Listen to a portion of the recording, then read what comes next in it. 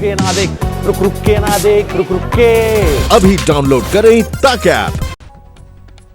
नमस्कार, आप देख रहे हैं आज तक। आपके साथ हूं मैं नेहा बाथम। देश में एक दिन में बढ़ने वाले कोरोना के मामलों की रफ्तार काफी तेज हो चुकी है। 24 घंटे में देश में 10,000 से ज्यादा नए मामले सामने आए हैं।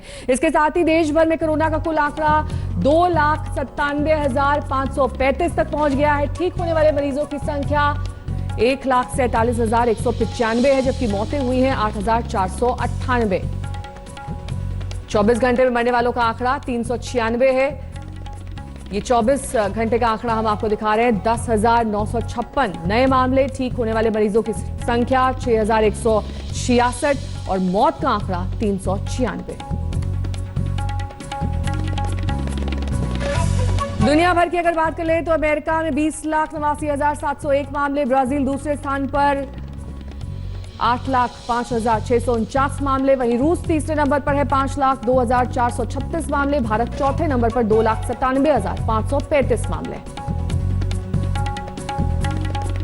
तो लापरवाही के आगे लॉकडाउन है। जी हां, कोरोना एक ऐसा दुश्मन है जो छोटी से छोटी लापरवाही पर टूट पड़ता है। उद्धव ठाकरे उसी खतरे को भांपते हुए आगाह कर चुके हैं कि ज्यादा मामले बढ़े तो लॉकडाउन फिर से लगाने को वो मजबूर हो सकते हैं। जिस तरह से महाराष्ट्र और मुंबई में आंकड़े बढ़ रहे हैं, वो इसी संकट की ओर इशारा करते हैं।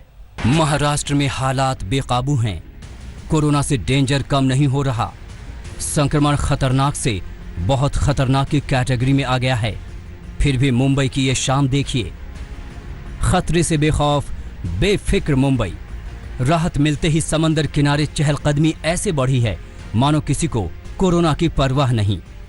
सबसे बड़ी चिंता की बात तो यह है कि कई लोगों के चेहरे पर मास्क नहीं था और उनका कारण यह था ये कहने का कि जब वो एक्सरसाइज कर रहे हैं या वॉक कर रहे हैं उसके बाद उनकी सांस फूलने लगती है, इसलिए उन्होंने अपने मास्क नीचे कर दिए हैं।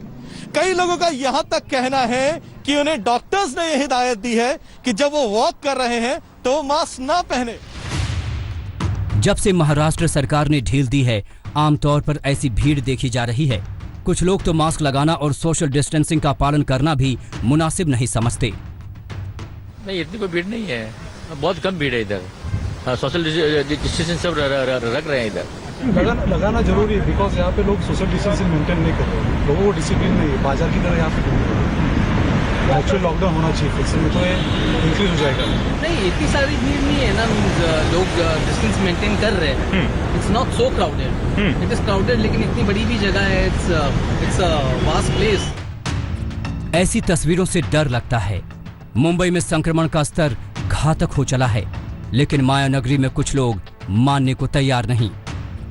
आज भी संकट गहरा है, संकट टला नहीं है और जो माना जाता है कि कोरोना के साथ जीना होगा तो वो जीना हमें सीखना होगा। 2 दिन पहले ही मुख्यमंत्री ने आगाह किया था कि जीवन शैली बदलनी होगी, लेकिन अपील का असर नहीं दिख रहा। 25 मई से मुंबई में घरेलू उड़ानें शुरू कर दी गई थी। 5 जून से मॉर्निंग इवनिंग वॉक की भी इजाजत मिल गई। अब मार्केट खुल चुके हैं, ऑटो बसें दौड़ने लगी हैं। इस दौर में संक्रमण से बचाने के उपाय बेअसर हैं। अगर नियमों का पालन नहीं किया गया तो मुख्यमंत्री साहब ने कहा है लॉकडाउन फिर से लगा दिया जाएगा। तो ठीक है, अच्छा है, लगा दे। हाँ, लगा दे, और क्या चाहिए। अभी लॉकडाउन में तो आदमी मर ही रहा है और मरेगा। उनको चाहिए, मरना चाहिए आदमी को, जिंदा नहीं रहेगा। नियमों का पालन हो रहा है इधर। नियम का पालन क्या करे, कुछ साधन नहीं है आदमी को, किस तरीके से आदमी ये सफर करेंगे। सिर्फ आदमी नाम के लिए ये बस दे दिया है कि बस चालू है, लेकिन आदमी पब्लिक को साधन तो होना चाहिए। 10 जन को लेके चले जाते, बाकी लोग। मुंबई की चुनौतियों ने भी उपायों को चैलेंज किया है। यहाँ की आबादी करीब 1.25 करोड़ है। ये दुनिया का दूसरा सबसे घनी आबादी वाला शहर है, लिहाजा कम्युनिटी स्प्रेड का खतरा सबसे ज्यादा है। खासकर घनी आबादी वाले वर्ली, धारावी, गोवंडी, कुर्ला, बांद्रा, जोगेश्वरी, अंधेरी और ऐसे कई इलाके हैं जहां झुग्गी झोपड़ियों की भरमार है। कोरोना का खतरा इन इलाकों में तेजी से बढ़ा है। एक वक्त में धारावी में कोरोना के आंकड़े डराने लगे थे। तंग गलियों में वायरस ने हड़कंप मचा दिया था, लेकिन प्रशासन और बीएमसी की असरदार पहल ने धारावी के संकट को कम किया है। नतीजा वहां अब संक्रमण की दर में गिरावट आई है। गुरुवार को यहां महज 20 नए केस सामने आए और 2 लोगों की मौत हुई। इसके साथ ही पीड़ितों की कुल संख्या 1984 हो गई है। इसमें से 995 लोग ठीक भी हो चुके हैं, जबकि 914 का इलाज चल रहा है। अकेली मुंबई ने महाराष्ट्र का हौसला तोड़ दिया है। पूरे राज्य में संक्रमितों की संख्या 97,648 पहुंच गई है, जबकि मरने वालों की संख्या 3,590 हो चुकी है। पूरे राज्य में 24 घंटे में रिकॉर्ड 3,607 नए केस आए हैं और 152 लोगों ने जान गंवाई है। मुंबई की बात करें तो पीड़ितों का आंकड़ा 54,085 हो चुका है, जबकि मरने वालों का आंकड़ा 1,954 हो गया है। लगातार बढ़ते मामलों की वजह से स्वास्थ्य सेवाएं भी चरमराने लगी हैं। महाराष्ट्र सरकार अब तैयारी में है कि जो एम्बुलेंस मालिक मरीजों को अस्पताल ले जाने में आनाकानी करेंगे, उनके खिलाफ सख्त कार्रवाई होगी। विद्या और मुस्तफा शेख के साथ पंकज उपाध्याय, मुंबई आज तक। महाराष्ट्र में कोरोना के कोहराम के बीच इस बार सियासी हाईटाइड पुणे से उठ रहा है। पुणे से ही पृथ्वीराज चव्हाण ने मोदी सरकार पर बयानों की बम्बार्डिंग कर डाली है। चव्हाण ने मोदी को इस संकट के लिए जिम्मेदार ठहराया है। सियासत का ये रूखापन तब है जब एक डराने वाली रिपोर्ट भी सामने आई है। कोरोना को लेकर दिल्ली में तो सियासत फिलहाल थम गई, लेकिन महाराष्ट्र में उबाल पर है। निशाना सत्ताधारी कांग्रेस के दिग्गज नेता ने पीएम मोदी पर साधा है। महाराष्ट्र के पूर्व सीएम पृथ्वीराज चव्हाण ने राज्य में बिगड़े हालात के लिए मोदी को जिम्मेदार ठहराया है। अपने तर्कों को धार देने के लिए चव्हाण ने WHO का सहारा लिया। उन्होंने कहा कि मोदी सरकार ने WHO की चेतावनी को नजरअंदाज किया। न समय पर देश में लॉकडाउन हुआ और न ही अंतर्राष्ट्रीय उड़ान को वक्त पर रोका गया। आपल्या देशामध्ये लॉकडाऊन 25 मार्चला झाला, म्हणजे WHOच्या घोषणेनंतर तब्बल 14 दिवसांनी, आणि हे 14 दिवस फार क्रिटिकल होते असं माझं स्वतःचं मत आहे। आपण मुंबई विमानतळ बंद न केल्यामुळे, अंतर्राष्ट्रीय फ्लाइट्स बंद न केल्यामुळे, दुनिया के इस महामारी के संक्रमण काल में महाराष्ट्र में सियासत की कई किश्त पूरी हो चुकी है। बात चाहे महाराष्ट्र में कोरोना के बढ़ते मामले की हो या फिर प्रवासी मजदूरों को घर भेजने को लेकर, बीजेपी और सत्ताधारी पार्टियां आमने सामने हैं। ये सियासत तब हो रही है जब देश भर में सबसे ज्यादा कोरोना मरीजों की संख्या महाराष्ट्र से ही है। आज तक के डेटा इंटेलिजेंस यूनिट के मुताबिक कोरोना के 3 सक्रिय केसों में 1 से ज्यादा केस सिर्फ महाराष्ट्र में है। डेटा इंटेलिजेंस यूनिट के आंकड़े बताते हैं कि देश में 34% सक्रिय केस महाराष्ट्र से है, जबकि दिल्ली में 14%, तमिलनाडु में 12%, गुजरात में 4% और पश्चिम बंगाल में 3.7% हैं। कोरोना की वजह से हालात गंभीर हैं, बावजूद लापरवाही करने से लोग बाज नहीं आ रहे। ऐसे में महाराष्ट्र के सीएम को चेतावनी देनी पड़ी। उद्धव ठाकरे ने कहा कि हालात नहीं सुधरे तो फिर लॉकडाउन लगाया जा सकता है। सरकार एकूण परिस्थितीचा अंदाज घेते आहे। जर का असं वाटलं की ही जी उघडीप आहे ती जीवघेणी करू शकते, तर नाईलाजाने करायची तर आपल्याला पुन्हा लॉकडाऊन करावं लागेल। महाराष्ट्र के इस संकट के बीच मानसून की बौछार भी शुरू हो गई है, लेकिन इससे खतरा और बढ़ने की आशंका है। IIT बॉम्बे के 2 प्रोफेसर की रिपोर्ट ने खतरे का बजर बजाया है। इस रिपोर्ट के मुताबिक नमी बढ़ने पर वातावरण में कोरोना वायरस अधिक समय तक जिंदा रह सकता है। अधिक तापमान और कम नमी की वजह से खांसी या छींक के ड्रॉपलेट्स को सूखने में कम समय लगता है, लेकिन मानसून में ड्रॉपलेट्स को सूखने में ज्यादा समय लगेगा, जिसकी वजह से संक्रमण का खतरा और बढ़ जाएगा। हमारा मॉडल ये कहता है कि ऐसे ह्यूमिडिटी मुंबई में बढ़ेगी तो इन्फेक्शन का खतरा बढ़ेगा, क्योंकि ड्रॉपलेट ज़्यादा देर से इवापोरेट या ड्राई आउट होगी। तो मानसून की वजह से इन्फेक्शन का खतरा ज़्यादा है। जैसे कि हमने सिंगापुर के केस में देखा, एक छोटी सेकंड वेव आई है मई के आखिर में, और वहाँ पे मानसून क्योंकि पहले आता है तो सेकंड वेव जो वहाँ पे आई है शायद मानसून के कारण आई है। IIT बॉम्बे के प्रोफेसर की ये रिपोर्ट अमेरिका के एक जर्नल में छपी है।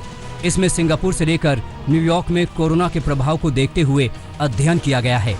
ऐसे में उद्धव सरकार के लिए सिर दर्द और बढ़ गया है, लेकिन राज्य सरकार को समझना होगा कि वो सियासत करके कोरोना के खिलाफ इस जंग को नहीं जीत सकते। अगर महाराष्ट्र से कोरोना को भगाना है तो उद्धव सरकार को जमीन पर पुख्ता काम करना ही होगा। पुणे से पंकज खेलकर के साथ साहिल जोशी, मुंबई आज तक। दिल्ली में भी कोरोना ने गंभीर संकट पैदा कर दिया है। पीड़ितों का ग्राफ तेजी से भाग रहा है और हालात पर सरकार विवश अब दिखाई देने लगी है। दिल्ली की हालत छिपी नहीं, अस्पतालों की बदहाली छिपी नहीं।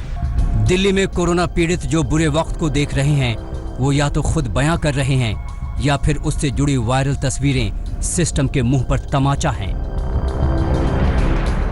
कोविड मरीजों के लिए 2000 बेड वाले अस्पताल LNJP पर सवाल उठे तो NHRC की टीम ने हॉस्पिटल का दौरा किया, हालात का जायजा लिया, फिर राज्य सरकार और केंद्र सरकार को नोटिस भी दे डाली कि LNJP हॉस्पिटल में 1219 कुछ ऐसे बेड अवेलेबल है और गुरु तेग बहादुर में 1314 कुछ इस संख्या के बेड अवेलेबल।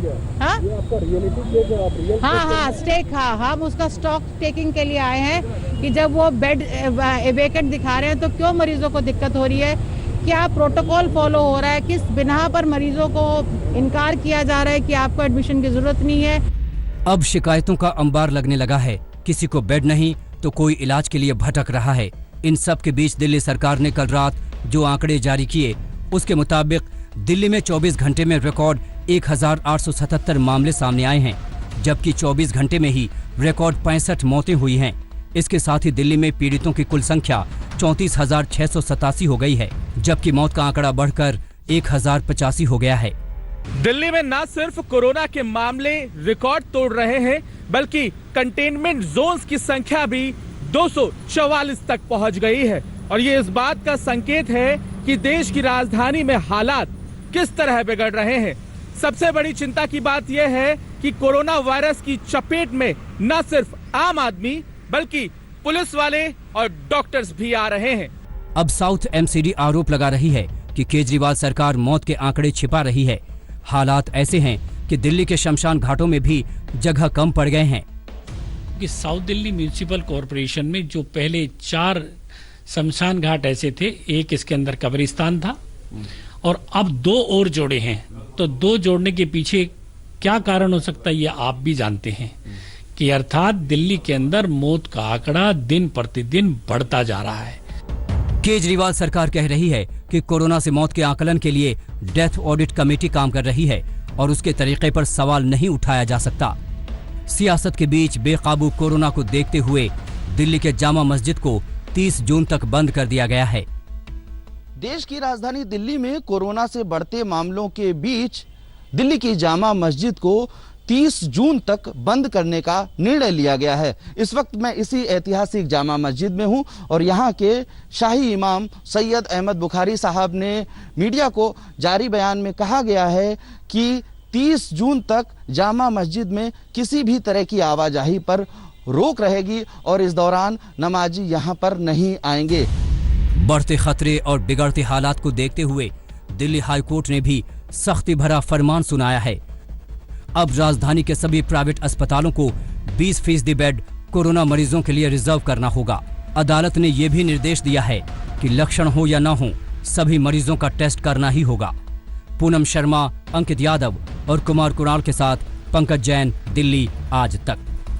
नमस्कार, मैं हूं अंजना ओम कश्यप। हमें उम्मीद है ये वीडियो आपको पसंद आया होगा। लेटेस्ट खबरों के लिए यूं ही देखते रहिए आज तक और इस वीडियो के पसंद आने पर लाइक, शेयर एंड सब्सक्राइब करना ना भूलें।